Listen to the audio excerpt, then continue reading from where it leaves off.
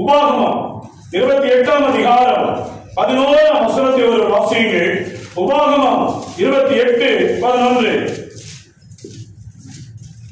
உனக்கு கொடுப்பேன்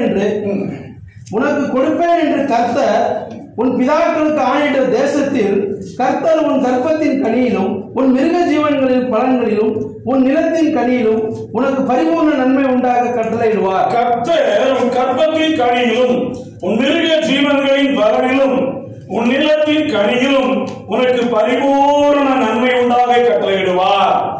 பரிபூர்ண நன்மை உண்டாக ஆண்டவர் கட்டளையிடுவார் என்று வேதம் சொல்லுகிறது.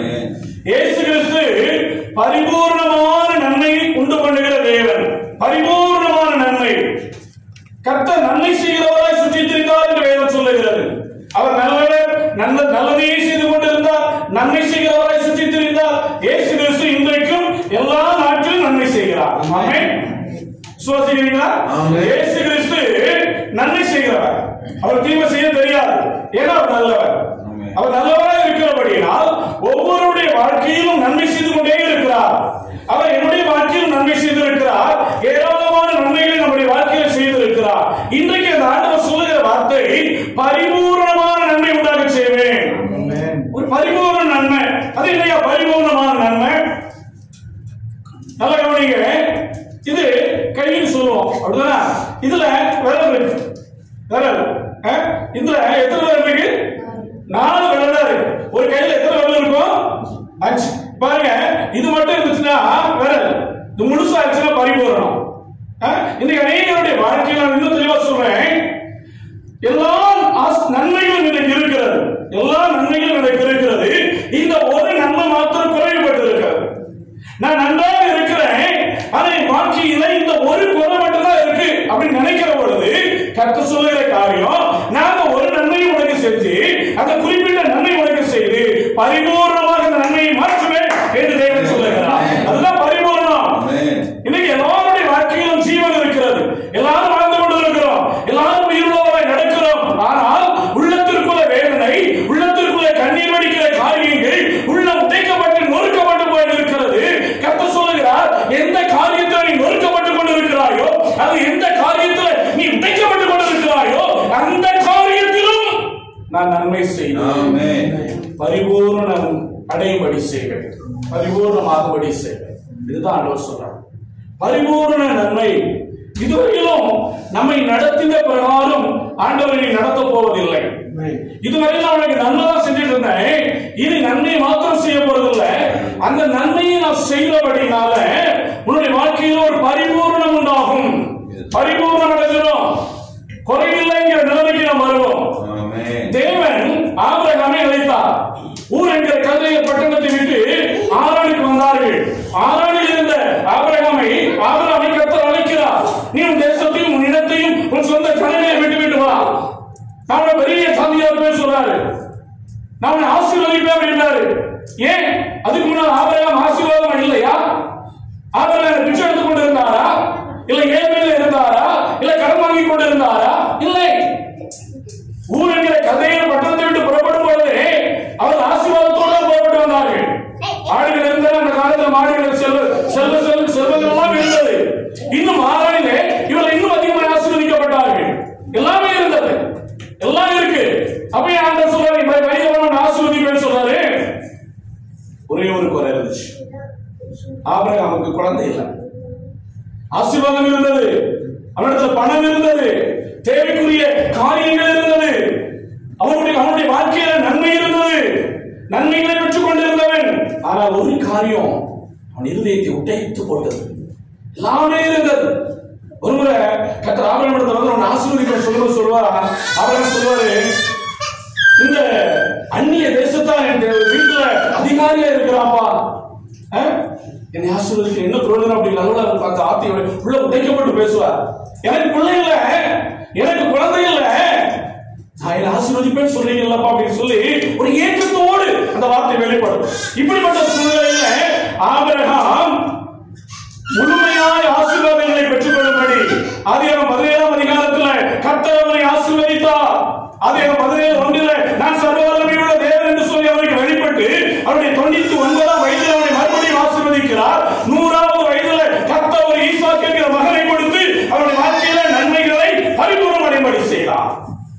எந்த குறைவோட வாழ்ந்து கொண்டிருக்கிறோம். தேசத்துக்கு வந்துட்டோம், இந்த நாட்டுக்கு வந்துட்டோம், இந்த இடத்துக்கு வந்துட்டோம், வாழ்க்கையில இந்த குறை இருக்கு ஆண்டவரே. இன்னும் நான் சரியான ஒரு அமைப்புக்குள்ள வரல. நான் சம்பாதிக்கிறேன், ஆனா என்னுடைய எனக்குன்னு சொல்லி ஒரு சொந்த இடம் இல்ல, ஊர்ல எனக்கு சொந்த வீடு இல்ல. தடுமாறுறோமா? ஏதோ ஒரு குறை நம்மை அழித்துக் கொண்டே இருக்கிறது. வேலை இருந்தும் கடன் பிரச்சனை இருக்கு, வேலை இருந்தும் கஷ்டம் இருக்கு, வேலை இருந்தும் ஏதோ ஒரு விதத்துல நான் வேதனையோடு இருக்கிறேன். நான் சம்பாதிக்கிற மாதந்தோறும் எனக்கு சம்பளம் வருகிறது, ஆனாலும் என் வாழ்க்கையில இந்த நன்மை குறைவுபட்டு கொண்டு இருக்கிறது. கர்த்தருடைய பிள்ளைகளை கர்த்தர் பரிபூர்ணமாய் ஆசீர்வதிக்கிறார். ஆமென். அல்லேலூயா. அந்த பரிபூர்ண ஆசீர்வாதத்துக்கு நேராய் தேவன் இன்று முதல் நடத்தி சொல்ல போகிறார். நான் பரிபூர்ண ஆசீர்வாதத்துக்கு நேராய் நடத்தி சொல்லுவேன். இதற்கு முன்பதாக கண்ணீர் இருந்திருக்கலாம், இதற்கு முன்பதாக நீ வேதனையில் படுகுழிக்குள்ள விழுந்து இருந்திருக்கலாம், இதுவரை உன்னுடைய வாழ்க்கையில வேதனைகளும் கண்ணீரும் சஞ்சலமும் இருந்திருக்கலாம். இனி வரப்போகிற நாட்களில் கர்த்தர் அந்த நன்மைகளை கொடுத்து, எந்த நன்மையை கொடுக்காததுனால, நான் பெற்றுக்கொள்ளாததுனால நான் இன்னும் பரிபூர்ணம் அடையாதபடிக்கு நம்முடைய இருதயத்தின் ஓரத்துல ஏதோ ஒரு ஓரத்துல வேதனை இருக்கிறதோ, அந்த காரியத்துல ஆண்டவர் மாற்றத்தை கொண்டு வருவார். பரிபூர்ணம் உண்டாகும்படி செய்கிறவர். இந்த பரிபூர்ண நன்மை உண்டாகும் போது என்ன நடக்குதான்? அந்த பரிபூர்ண நன்மை ஒரு மனுஷனுக்கு ஆசீர்வாதமா தரும் பொழுது, ஆதியாகமம் 41 அதிகாரம் 47 வசனம், ஆதியாகமம் 41:47, பரிபூர்ணம் உள்ள 7 வருஷங்களிலும் பூமி மிகுதியான பலனை கொடுத்தது.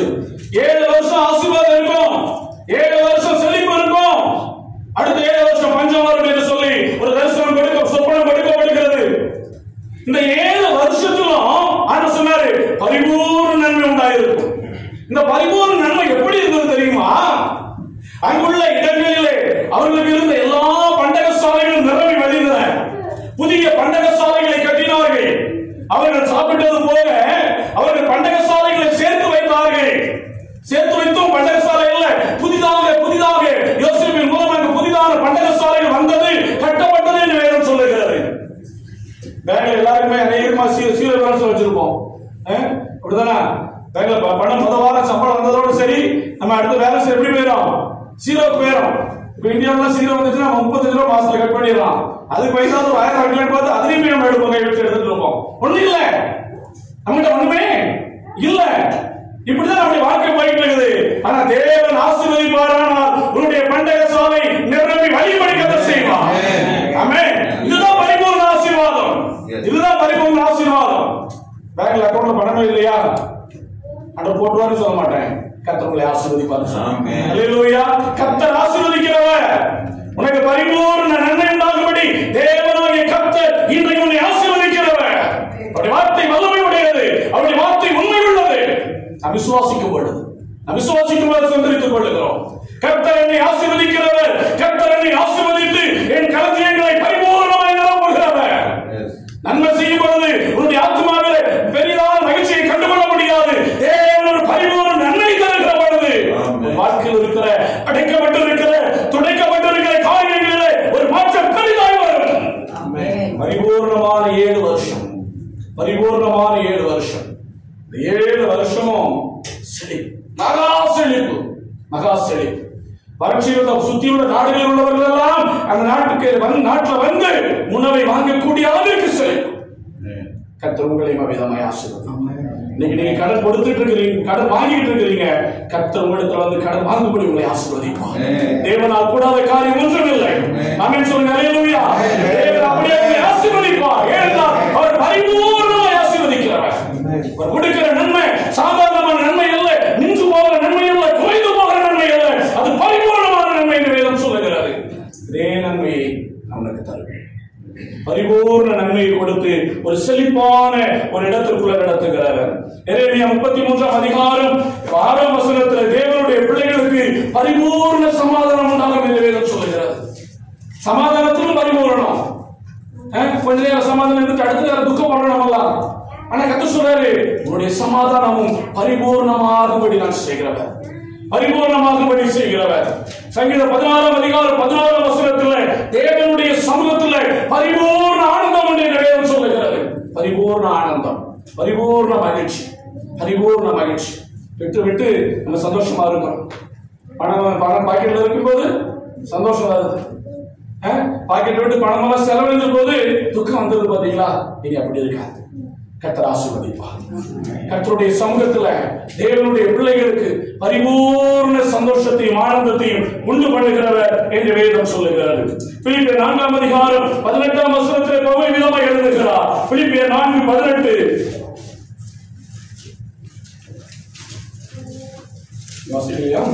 எல்லாம் எனக்கு கிடைத்தது, பரிபூர்ணமும் உண்டாயிருக்கிறது என்று பவுல் சொல்லுகிறார். எல்லாம் கிடைக்கும் பொழுது பரிபூர்ணம் உண்டாகும்.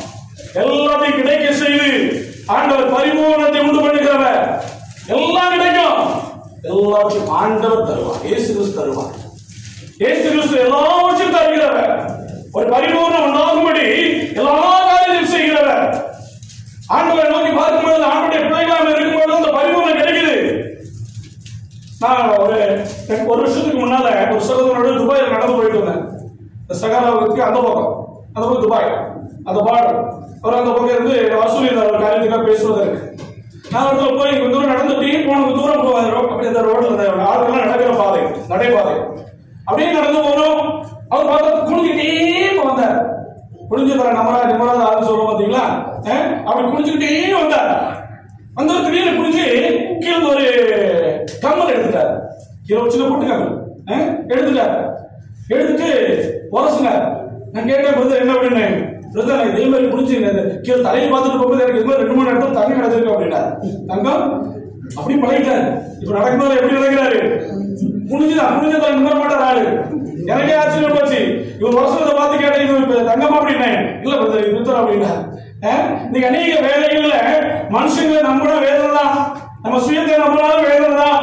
ஆனா கர்த்தரை நம்புகிற பிள்ளைகள் பரிபூர்ண நன்மை அடைவாங்க. நம்ம கீழே குனிந்து பார்க்க வேண்டிய அவசியம் இல்லை, மேலே நிமிர்ந்து பார்க்க வேண்டியவர்கள். கர்த்தர் நம்மை நிமிர்ந்து நடக்க பண்ணுகிறவர். ஆண்டவரை நோக்கி பார்க்கிற பிள்ளைகளுக்கு நன்மை உண்டாகும். அந்த நன்மை பரிபூர்ணமாயிருக்கும், பரிபூர்ண நன்மையாய் இருக்கும் என்று வேதத்தில் சொல்லப்படுகிறது. இன்னைக்கு ஆண்டவர் இந்த பரிபூர்ண நன்மை யாருக்கு தருவார்? இதான் முக்கியமான காரியம். தேவன் நன்மை செய்கிறவர், பரிபூர்ணமாய் நன்மை செய்கிறவர், ஒரு குறைவில்லாம நன்மை செய்கிறவர். ஓகே, இது உண்மை. இயேசு கிறிஸ்து பரிபூர்ணமான நன்மை தருகிறார். செமிவாக ஒரு 5 நிமிஷம் பேசிட்டு போயிடலாம். சிங்கிள் தான், நமக்கு ஒண்ணுமே தெரியாது. ஒரு 5 நிமிஷம். இயேசு கிறிஸ்து நன்மை செய்கிறவர். அந்த நன்மை எப்படி இருக்குதா? பரிபூர்ணமா இருக்குதா? ஒரு குறைவில்லாதபடி அந்த நன்மை இருக்கும் என்று வேதம் சொல்லுகிறது. உங்களுடைய வாழ்க்கையில இன்னைக்கு ஏதாவது ஒரு குறைவோடு நீங்கள் இருப்பீர்களானால் இயேசு கிறிஸ்து சொல்லுகிற வார்த்தை, நான் உனக்கு நன்மை செய்வேன். உன்னுடைய வாழ்க்கையில எந்த குறைவு இருக்கிறதோ அந்த காரியத்தில் நன்மை செய்வேன். நீ எந்த காரியத்துல வேதனையோடு இருக்கிறாயோ அந்த காரியத்தில் உனக்கு நன்மை செய்வேன். உன்னுடைய வேதனைகளும் துன்பங்களும் மாறி பரிபூர்ணம் அடைபடி நான் நன்மை செய்வேன் என்று கர்த்தர் சொல்கிறார். இது எந்த குறைவோடு இருந்தாலும் கவலைப்படாதீர்கள். இயேசு கிறிஸ்துவை நோக்கி பார்க்கிற பொழுது உங்களுடைய குறைவுகள் எல்லாம் நிறைவாய் மாறிவிடும். இந்த இடத்துல இருக்கிற உங்களுடைய வாழ்க்கையில் இருக்கிற குறைகளை தேவன் மாற்றி பரிபூர்ணம் அடையும்படி நன்மை செய்வார்.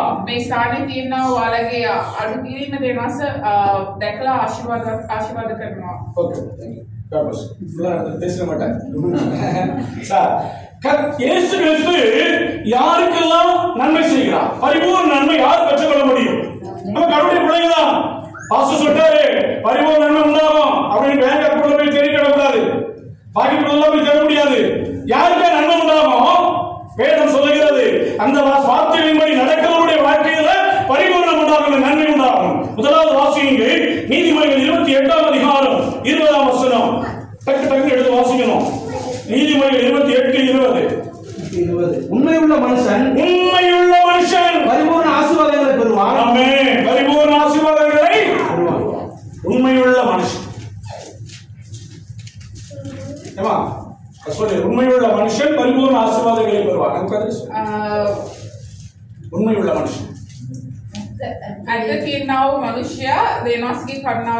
உண்மையாய் வாழ்கிற பொழுது உண்மை உள்ளவருடைய வாழ்க்கையில தேவன் நன்மை செய்கிறார் என்று வேதத்திலே பார்க்கிறோம். வேதத்திலே பார்ப்பீர்களானால் எப்படிப்பட்ட உண்மை உள்ளவர்களாக இருக்கணும்? முதலாவது தேவனுக்கு உண்மை உள்ளவர்களாக இருக்கணும். அவங்க வாழ்கிறோமா? யோசிச்சு பாருங்க. கிறிஸ்தவர்கள் தான் சர்ச்சைக்கு போறோம், பல வருஷமா ஆண்டவருடைய ஆலயத்துக்கு போறோம். தேவன் எதிர்பார்க்கிற உண்மை எது தெரியுமா? நீ தேவனுக்கு முன்னால் உண்மை உள்ளவனா இரு, நடிக்காத. நீ அநேக கிறிஸ்தவர்கள் நடிக்க பழகிக் கொள்கிறோம். ஆண்டவர் நடிகரை விரும்பவில்லை. இங்கு நீ நடிக்கும்படி ஆலயத்துக்கு வரும்படி அழைக்கப்படவில்லை. நீ நடிக்கும்படி தேவ சமூகத்தில் நிற்கும்படி அழைக்கப்படவில்லை. புரிந்து கொள்ள வேண்டும். தேவ பிள்ளைகள் உண்மை உள்ளவர்களாக இருக்க வேண்டும். எல்லா விஷயத்தையும் மனைவிக்கு சொல்ல முடியாது. சொன்ன வீட்டுல பிரச்சனை வரும். எல்லாம் சொல்லியிருந்தீங்களா? பரவாயில்ல, போட்டுட்டு இருக்கிறதெல்லாம் சொல்லிருக்கீங்களேன். அடுத்த நாள் நம்ம ஊருக்கு தான் போய் சேரணும். இங்க இருக்க முடியாது. அப்படின்னா வாழ்க்கை அதுதான். எல்லா விஷயத்தையும் எல்லா நண்பர்களுக்கும் சொல்ல முடியாது. எல்லா விஷயத்தையும் கணவன் சொல்ல முடியாது. மனைவி அப்பா கிட்ட சொல்ல முடியாது. ஒரு சில காரியங்கள் அம்மா கிட்ட சொல்ல முடியாது. ஆனா தேவன் விரும்புகிற ஒரு காரியம், நீ தேவனுடைய சமூகத்திலே உண்மை உள்ளவனாயிரு. என்னாகும் 12ஆம் அதிகாரம் 7ஆம் வசனத்திலே என்னாகும் 12:7 என் தாசனாகிய மோசேயோ அப்படிப்பட்டவன் அல்ல, என் வீட்டில் எங்கும் அவன் உண்மை உள்ளவன். ஆமென் சொல்லுங்க. அல்லேலூயா. இந்த சாட்சி நமக்கு இருக்கிறா. தேவனுடைய பிள்ளைகள் என்று சொல்லி அழைக்கப்படுகிற உங்களுடைய வாழ்க்கையிலும் என்னுடைய வாழ்க்கையிலும் ஆண்டவர் இப்படி சொல்லுவாரா? என் பையன், என் மகன் எல்லா இடத்திலும் உண்மை உள்ளவனாக இருக்கிறான். தேவனுக்கு முன்னால மோசே உண்மை உள்ளவனாக இருந்தான். தேவனுடைய வீட்டில் தேவனுடைய பிள்ளைகள் உண்மை உள்ளவர்களாக வாழ வேண்டும். வாழ்கிறோம். தேவனுக்கு முன்னால ஒன்றையும் மறைக்க முடியாது. நல்லா புரிந்து கொள்ளுங்க. தேவனுக்கு முன்னால ஒன்றை நாம மறைக்கவே முடியாது. இன்னைக்கு அநேக வேலைகளை மறைக்கிறோம். ஆண்டவருக்கு விரும்பல. பாவம் செய்யா, தப்பு பண்றியா, ஆண்டவர்கிட்ட சொல்லிடு, உண்மையாயிரு. தேவனுக்கு முன்னால உண்மையாயிரு. ஆண்டவரை மன்னிக்கிறவர், உனக்கு இறங்குகிறவர். நீங்க அதை சொல்ல மாட்டீங்களே. நீதிமான் போல நடப்பது என்னையா பண்ணு சொல்றது கர்த்தர் விரும்பவில்லை. தேவனுடைய வீட்டில் தேவன் விரும்புகிற காரியம், தேவ சமூகத்தில் நீங்கள் போகிற பொழுது தேவன் எதிர்பார்க்கிற ஒரு காரியம், நீ உண்மை உள்ளவனாயிரு. உண்மை உள்ளவனாயிரு. நீ கொஞ்சத்தில் உண்மை உள்ளவனாயிருந்தால் அநேகத்தின் மேல் உன்னை அதிகாரியாக இருப்பேன். இதுதான் ஆண்டவர் சொல்லியிருக்கார். அந்த கொஞ்சம் உண்மை தேவனுக்கு முன்னால, இந்த கொஞ்சமான ஒரு உண்மை கூட இன்னைக்கு கிறிஸ்தவத்துல நமக்குள்ள இல்லாமல் போய்விட்டது. அதனால தான் இன்னைக்கு இன்னும் பேசப்படுறேன். இன்னைக்கு சொல்றேன், ஆண்டவர் எதிர்பார்ப்பது நம்மளுக்கு கொஞ்சமாவது உண்மையா இருக்க மாட்டாரோ அப்படின்னு சொல்லி எதிர்பார்க்கிறார். நம்முடைய இருதயம் திருக்குள்ளதும் கேடுள்ளதும் மகா கேடுள்ளதுமாய் மாறிவிட்டது. உண்மையாக நீங்க ஆண்டவரை ஜெபம் பண்ணுங்க. ஜெபம் பண்ணும்போது உங்களை முழுமையாய் அர்ப்பணித்து தேவ சமூகத்தில் ஆண்டவரே, நான் பாவியான மனுஷன், இந்த தவறு செய்கிறேன், உண்மையாக இல்லை ஆண்டவரே அவர் சொல்லி நான் செபிக்கிறவராக இருக்க வேண்டும். 2 சாமுவேல் 22ஆம் அதிகாரம் 24ஆம் வசனத்தில் அவர் முன்பாக உண்மையாயிரு. ஆண்டவருக்கு முன்னால உண்மையா இருக்கும். தேவனுக்கு முன்னால உண்மையா இருக்கும். நீங்க ஆண்டவர்கிட்ட வரும்போது ஏதாவது தவறு பண்ணிருந்தீங்களா அப்படின்னு சொல்லிருங்க. பழகி அப்படிப்பட்ட ஒரு பழக்கத்துக்கு வாங்க. உண்மை ஆண்டவர் எதிர்பார்க்கிறார். நம்மிடத்தில் நம்முடைய வாழ்க்கையில ஆண்டவர் நீங்க காணிக்க போடு, ஆலயத்துக்கு வந்து நின்று அப்படிலாம் சொல்லிட்டு இருக்கல. உண்மையாயிரு. இருக்கிற இடத்துல உண்மையாயிரு. உண்மையான ஒரு வாழ்க்கை வாழ்ந்துட்டாலே பரிபூர்ண நன்மை வந்திருப்பா அப்படின்றார். நன்மை வரும். அந்த நன்மை பரிபூர்ணமா வரணும்னா முதலாவது தேவனுக்கு முன்பாக உண்மையாக இருக்க வேண்டும். இரண்டாவது மற்ற மனுஷர்களுக்கு முன்பதாக நாம் உண்மை உள்ளவர்களாக இருக்க வேண்டும். வாசிங்க 1 சாமுவேல் 22ஆம் அதிகாரம் 14ஆம் வசனம்.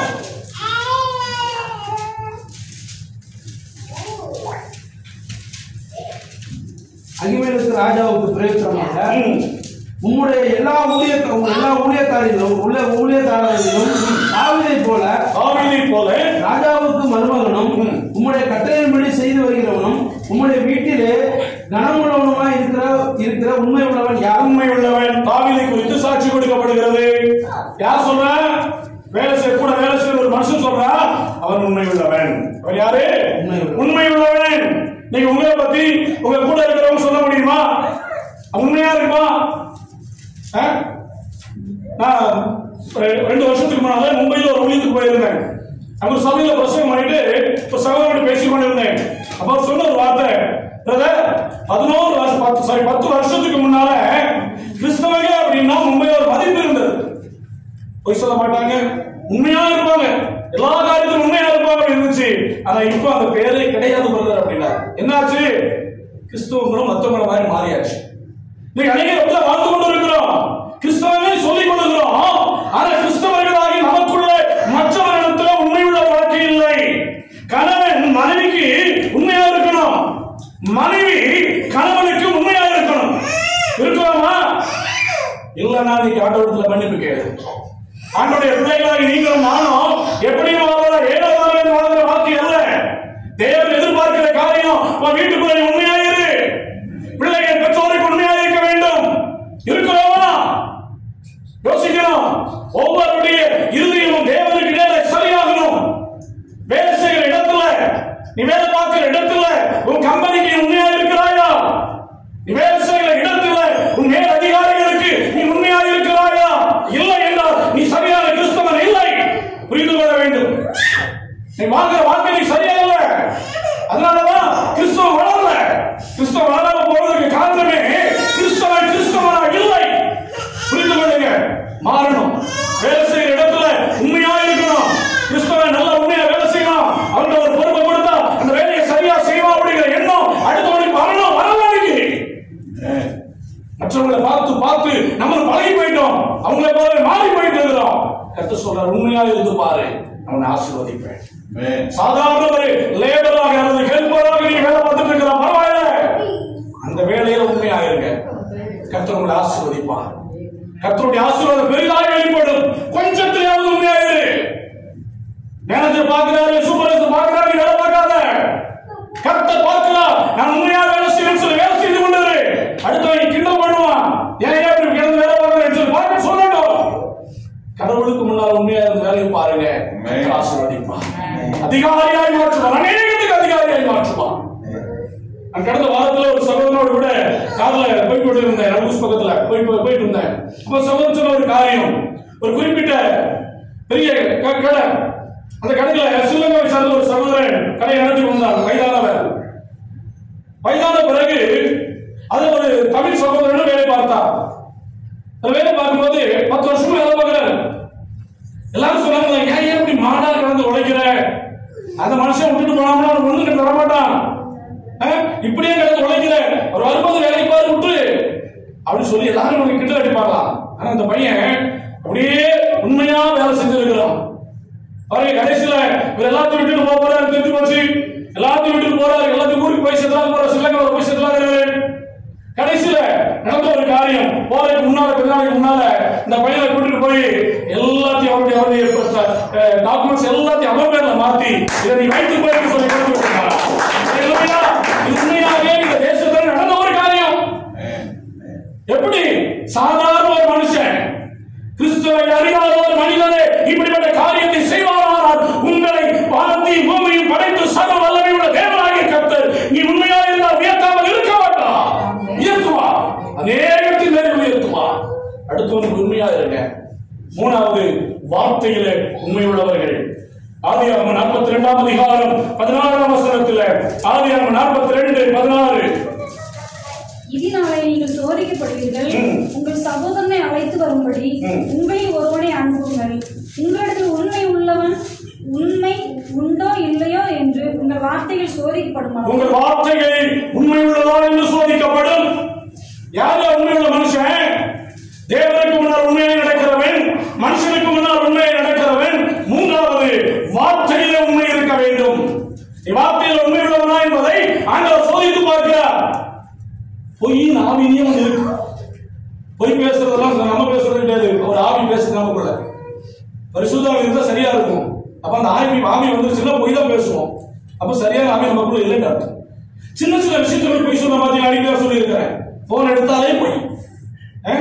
என்ன பண்றீங்க, எங்க இருக்கீங்க கேட்டா பக்கத்துல தூரத்துல இருக்குன்னு சொல்லுவோம். நம்ம சொல்லவே இல்லையா? அது நம்மளோட ஒட்டி போனுக்கும் நமக்கும் ஒட்டிச்சு. போனாலே பொய்யே ஆயிப்போச்சு. போனுக்குள்ள பேச ஆரம்பிச்சு என்ன பேசுறோம்? போய் பேசுறோம். அதுல என்னையா இருக்கு? அதுல என்ன பிரதர் இருக்கு? அப்படி ஒரே இதெல்லாம் என்ன சும்மா சொல்றான்? சும்மா ஏன் சொல்ற?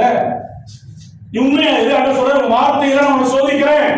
நீ உண்மையானவனா இல்லையா என்ன சோதிக்கிறேன்? ஆண்டவர் சொல்றாரு வார்த்தையில கவனமாயிரு. அநேக பொய்கள், அதிகமான பொய்கள் நீ போய் பேசினா அந்த உதடு தேவனுக்கு அருவருப்பானது என்று வேதம் சொல்லுகிறது.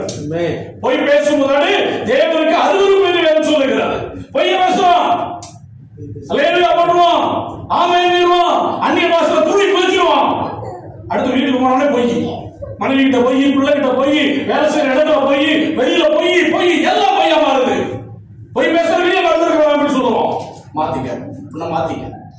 நீ கிறிஸ்தவனா இருந்தா முதல்ல அந்த முதல் வார்த்தையில உண்மை பேச பழகிக்க. கர்த்தர் நம்மளோட பேசுற இன்னைக்கு எல்லா விஷயத்திலும் நம்ம யோக்கியம் கிடையாது, நம்ம மனுஷங்க தான். ஆனா எல்லா விஷயத்திலும் யோக்கியமா இருக்க வேண்டும் என்ற நினைப்பு நமக்குள்ள இருக்கணும். அதான் உண்மை, அதுதான் உண்மை. அதான் கர்த்தர் எதிர்பார்க்கிற காரியம். வாயின் வார்த்தைகளில் அந்த பொய் சொல்வதை விட்டுவிட வேண்டும். பைபிள்ல அப்போஸ்தலர் 4ஆம் அதிகாரம் நினைக்கிறேன், அனனியா சப்பீரா சொல்ற ரெண்டு பேர் கணவனும் பொய் சொல்றான், மனைவியும் சொல்லுங்க இல்லைன்னா குடும்பமா இருக்காதுல்ல. அப்படிதான் நம்ம என்ன சொன்னாலும் மனைவி தலையாட்டணும். அப்படிதானே? மனைவி என்ன சொன்னாலும் அத மாதிரி நம்மளும் தலையாட்டிக்கணும். இல்லைன்னா வீட்டுக்குள்ள கோலம் மாத்தோம். அநேக வீடுகள் அப்படிதான் பிரச்சனையா இருக்கு. கணவன் ஒண்ணு சொன்னா மனைவி ஒண்ணு சொல்றது, மனைவி ஒண்ணு சொன்னா கணவன் ஒண்ணு சொல்றது.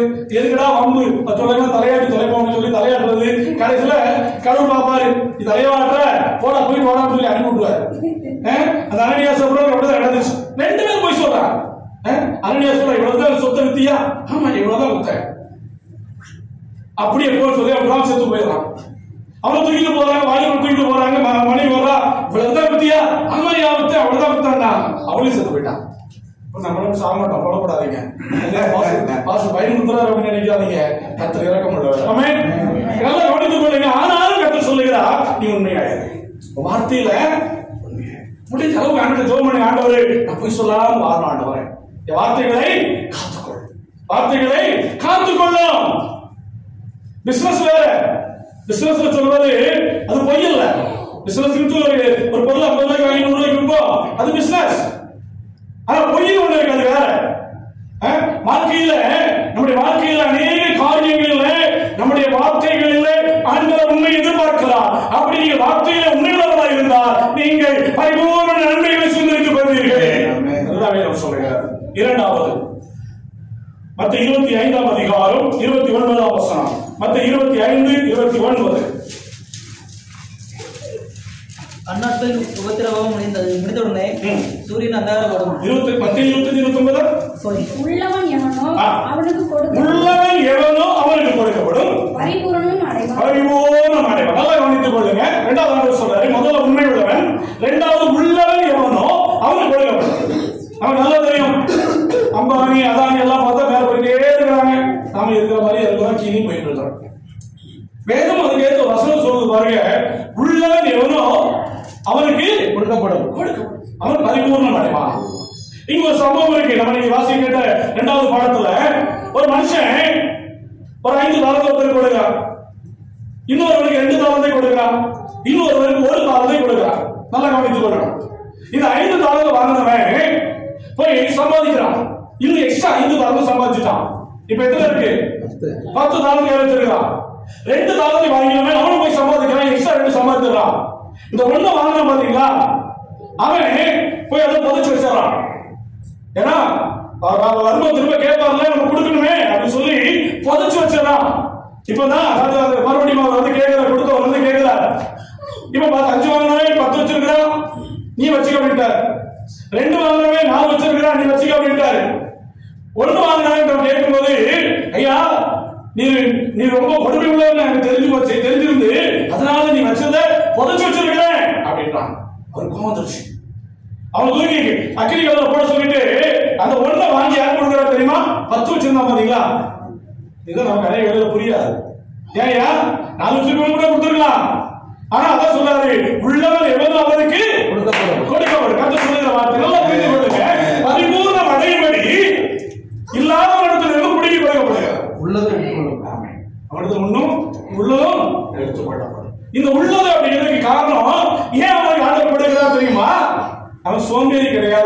கடனாயிருக்கிறாங்க. தேவ பிள்ளைங்க உழைக்கணும், முயற்சி எடுக்கணும். நீ வீட்டுக்குள்ளேயே தூங்கிக்கிட்டு இருந்தா உன் ஆண்டவர் ஆசீர்வதிக்க முடியாது, இருக்கிறதும் போயிடும். நல்லா புரிந்து கொள்ளுங்க.